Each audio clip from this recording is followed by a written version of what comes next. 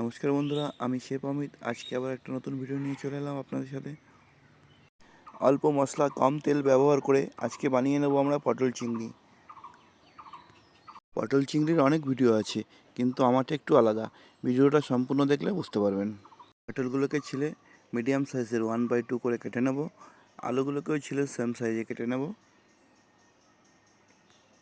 আর একটা কথা বলে রাখি, যদি আমার এই ভিডিওটা আপনাদের একটু পছন্দ হয় তাহলে ভিডিওটাতে একটু লাইক করবেন। আর প্রত্যেক দিন নতুন নতুন ভিডিও দেখতে আমার পাশে থাকতে আমার চ্যানেলটাকে সাবস্ক্রাইব করে রাখুন। এখানে আমি প্রত্যেক দিন নতুন নতুন ভিডিও আপলোড করি, নতুন নতুন রেসিপি শেয়ার করি। আর আপনাদের কোনো যদি জানতে হয় দেশি অ্যান্ড বিদেশি কোনো রেসিপি সহজ উপায় কী করে ঘরে বসে বানাবেন, তাহলে আমাকে কমেন্ট করুন। আমি নেক্সট ভিডিও আপনাদের জন্য নিয়ে আসবো একদম সহজ উপায়ে কীভাবে ঘরে বসে বানাবেন। আমি আলু আর পটল ইতিমধ্যে কেটে নিয়েছি। এখন পেঁয়াজগুলোকে ছোটো কুচি কুচি করে কাটছি। এরপরে আমরা একটা টমেটো নেব। টমেটোটাকে সেম ছোটো ছোটো সাইজ করে কেটে নেব। মোটামুটি রেডি হয়ে গেছে আমাদের কাটিং। এবার আমরা দেখে নেব কী কী নিয়েছি। সবার প্রথমে কড়াইটা গরম করে তেল দিয়ে আলুগুলোকে ভেজে নেব। আলু ভাজার মধ্যে একটু দিয়ে দেবো হচ্ছে লবণ আর একটু হলুদ। এটা ভাজা হতে হতে আমি অন্য কিছু রেডি করে নেব। চিংড়ি মাছের মধ্যে একটু হলুদ একটু লবণ মাখিয়ে নেব। ভালো করে মাখিয়ে নেব এটা। আমার আলুগুলো ভাজা হয়ে গেছে, এটা তুলে নেব।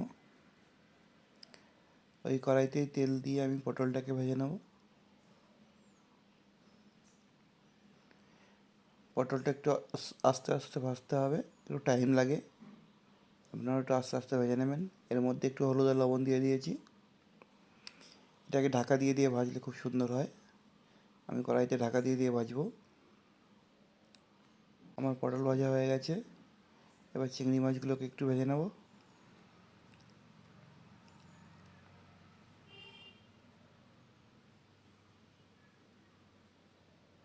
চিংড়ি মাছকে বেশি ভাজতে নেই, চিংড়ি মাছ বেশি ভাজলে পরে হার্ড হয়ে যায়।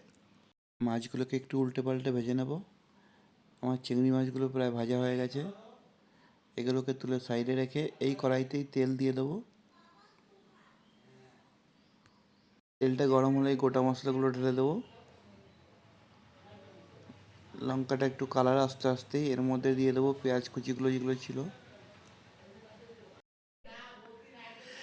পেঁয়াজ কুচিটা দিয়ে ব্রাউন করে ভাজতে হবে পেঁয়াজটাকে।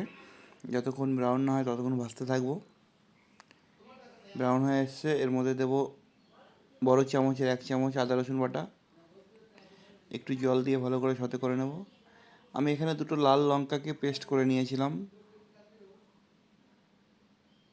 এখানে হলুদ গুঁড়ো আর কাশ্মীরি লঙ্কার গুঁড়ো দিয়ে দিয়েছি, আর টমেটোগুলোকেও দিয়ে দিলাম একসাথে। দিয়ে নাড়াতে থাকবো। প্রয়োজন মতন একটু লবণ দিয়ে নেব।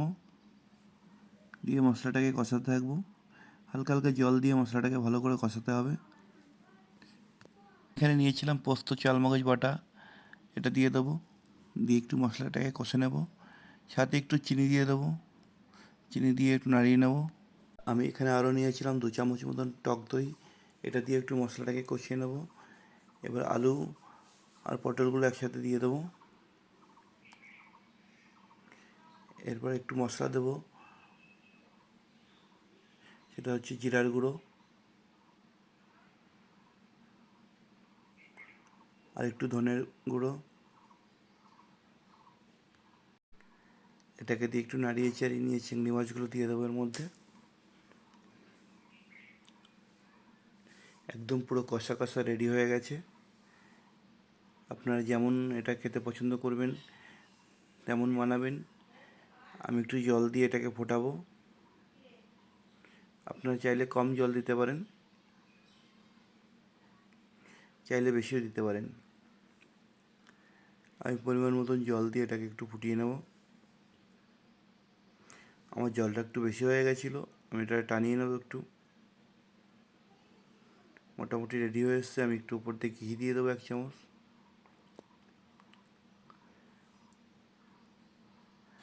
আর একটু গরম মশলা দিয়ে দেবো। আমার পটল চিংড়ি পুরো রেডি হয়ে গেছে। আপনার যেমন খুশি প্লেটে সার্ভ করুন